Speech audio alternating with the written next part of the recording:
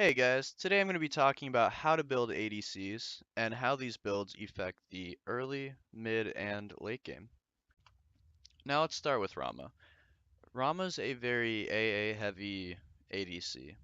Most of his abilities are all either stems, like his 3 is a cripple, and then his 1 is just wave clear that goes through walls and stuff like that. So it wouldn't make sense for you to go bluestone on a character like this. So always on a god like Rama, make sure you pick up Deathstone. Now, moving into the build, you obviously pick up Deathstone. You want to get Bumbas. Now, the reason why Bumbas is so good right now is because the meta for ADCs where you kind of just sit around and farm. It's like, I'm clearing wave, okay, I'm gonna go do red, I'm gonna go do purple, I'm going back to wave, then I'm going to backs, then I'm going back to wave. And it's just like a non-stop farming for anything you can in the jungle. So with that being said, picking up Bluestone, or sorry, not Bluestone, Bumbas, and having that extra heal, having the extra damage on the buff, and overall just getting the extra gold from each camp is very, very good. Because you don't really rotate that much as an ADC. Not until at least mid game. And then, of course, 2 health, 2 mana. On some gods, you wouldn't get mana pots like Hachiman. It's better to go multi-pots, but, you know, little things. Anyway, moving on. Um, so I see hunters do both ways, and this is kind of your preference. Me personally, I feel like the way the meta is, it's mostly about farming and just kind of like waiting until mid game to be able to rotate. So I usually always go Deathstole first. Or sorry, Devos first. My bad, guys. First video. Anyway. I always go Devos first. The reason why I do this is because I want to get the stacks online as fast as possible.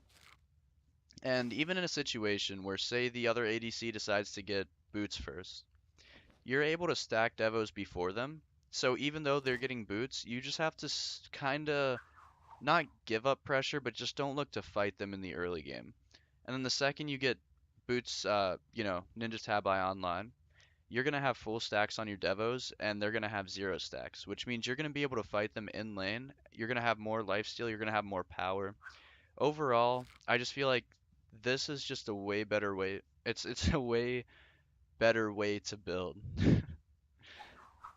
And then, of course, after you do that, of course you want Executioner. In most builds, even say for example crit builds, it's always good to have Executioner. It's just a very well-rounded item. It's very cost efficient for what it gives, and it's just a must in most builds. Well, every ADC build. And then after that, because of the way the meta is going, if you guys notice, there's a lot more tanks. Like you see tanks in the jungle, solos are just building full Fizzy plus Thorns. Guardians are super tanky too. So picking up the Kins over, say, a crit build just helps you so much in the late game. Well, in any like mid game, late game team fight. So I would say to always go the Xe Kins, and then after Kins, you want to go straight into Titans. The reason why you go into Titans is because it gives you percentage pen, not just for gods, but also for towers. I feel like with this build, getting the Executioner Kins, it's always good to have Titan's Bane in that build because you're not only able to shred gods, you're able to shred towers, just pretty much everything. It's a great item. I'd never say to pass on it.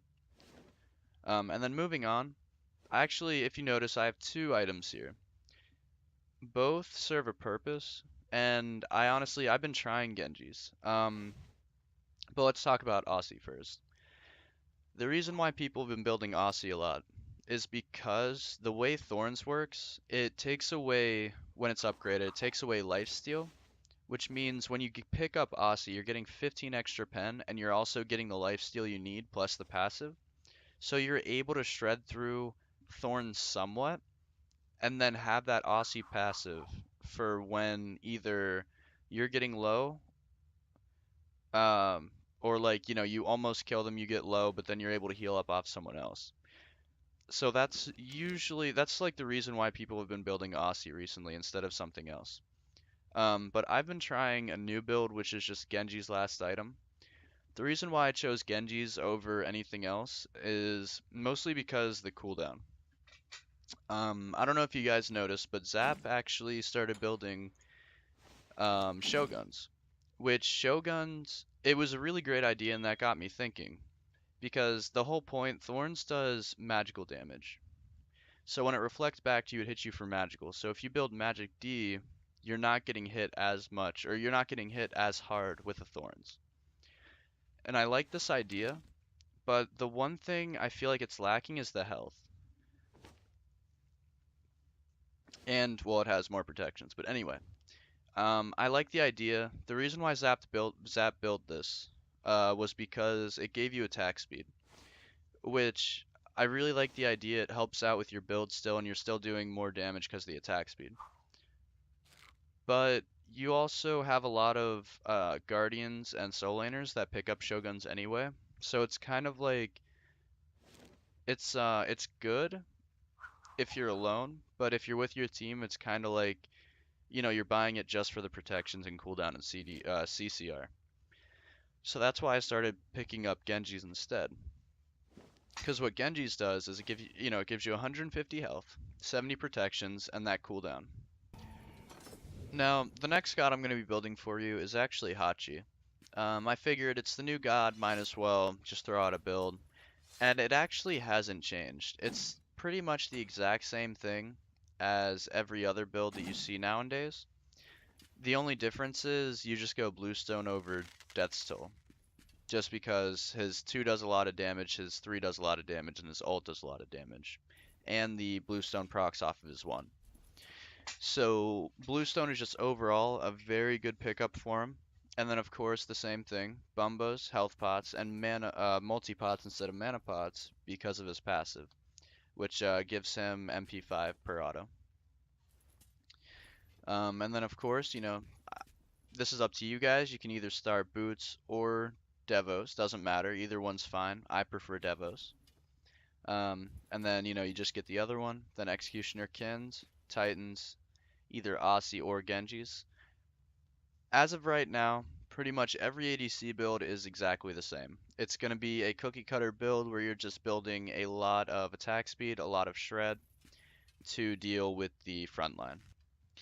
I decided to add 2 mages to this video just because they are seeing a little bit of light and I might as well show the builds that I prefer on them. So let's get started on Soul. Now with Soul, in lane, she's kind of like this lane bully that just non-stop looks for poke. So what I like to do is pick up Sands of Time, just because it does give you that 10% cool CDR, which allows you to throw out your 2 more.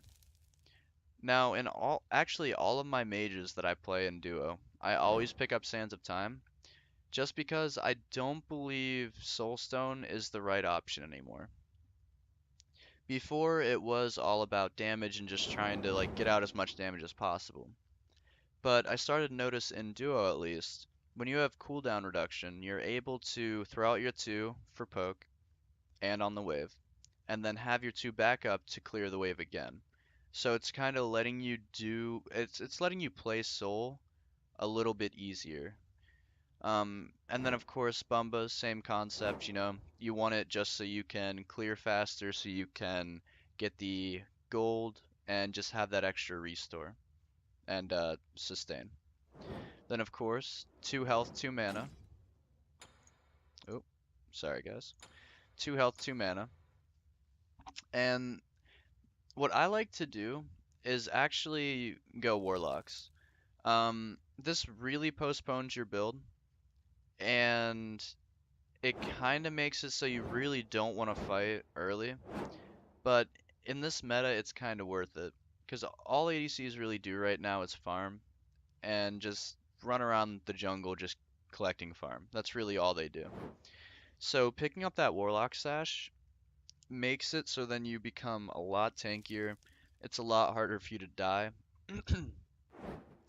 And it does give you damage too. It's a very good item if you can get it stacked. And in ADC right now, it's like that with this meta, it's the perfect time to just have that Warlock Sash and be able to stack be able to stack it and be pretty OP. Then I see a lot of people going pen boots, which I've tried both, and I'm starting to prefer focus boots over pen boots. The reason why is because once you get pen boots or focus boots online, you're getting 20% CDR because of Sands of Time plus focus boots, and it's just letting you throw out your abilities more frequently and just doing like you're not able to you don't have the burst that pen boots would give you, but you do have the cooldown to just keep throwing out abilities and keep looking for poke. And then of course, Spear of Deso. This is like a must on most mages in ADC and in mid. But the reason why I like it is because it does give you 10% CDR. So you're actually towards the mid game, you're having 30% CDR, which makes it so you're impossible to kill because your three is always up, and it gives you so much CDR to just throw twos all the time. So I really like the starting build because of the CDR. Then of course, fourth item, you always want to go that Ratatouille. Ratatouille gives you a huge power spike. It ups mage damage tremendously, like it's crazy. Um, Now the reason I go Obsidian fifth is because I do like the tower shred it gives you. It allows Soul to not only have, double pen for the warriors, but be able to shred towers a lot easier. And you're going to be hitting late game, you're going to be hitting those towers for like 350 in auto, which is a lot of damage when you have your heat fully up. Then after Obsidian, I've been trying a lot of different things, and I kind of like the idea of Chronos Pendant just because you are selling Sands of Time and you will have max CDR. But I decided that I prefer Book of Thoth more. The reason why is because it gives you a huge power spike the second you get it, right? You don't really need to stack it for it to be worth, and you're also getting the passive 3% of your mana converted into magical power, which you're getting a lot with Warlock Sash, Focus Boots, and I think that's it. But yeah, with those two items, you're getting about, I want to say roughly like 20 power, which it isn't a lot late game, but it's still like, it still helps. It still gives you a lot more power than I think any other build, in my opinion.